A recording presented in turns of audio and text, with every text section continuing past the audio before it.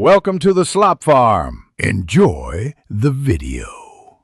In this video, I will explain how to color watercolor in IbisPaint X. We'll start by exploring the diverse range of watercolor brushes available within the application.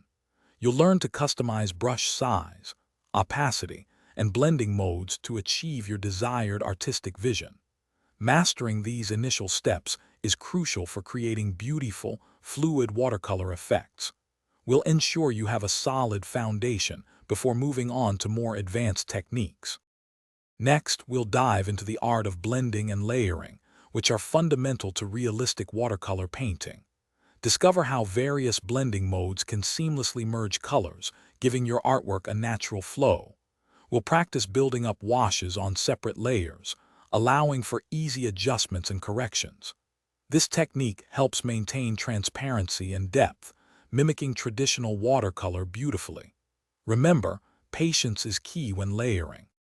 Now, let's focus on achieving those authentic watercolor effects that truly make your digital art shine. We'll explore the water filter, a powerful tool for simulating the organic spread of pigment on paper.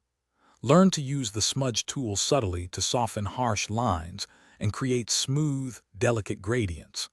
Additionally, incorporating texture brushes can add a tactile quality, making your digital watercolor feel more traditional and vibrant.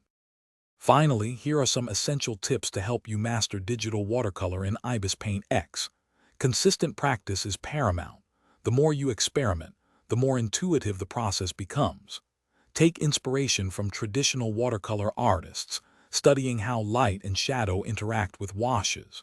Always remember to save your progress often, perhaps every 10 to 15 minutes, to protect your hard work. Keep exploring and enjoy your creative journey. Thanks for watching. Consider subscribing if we helped you today.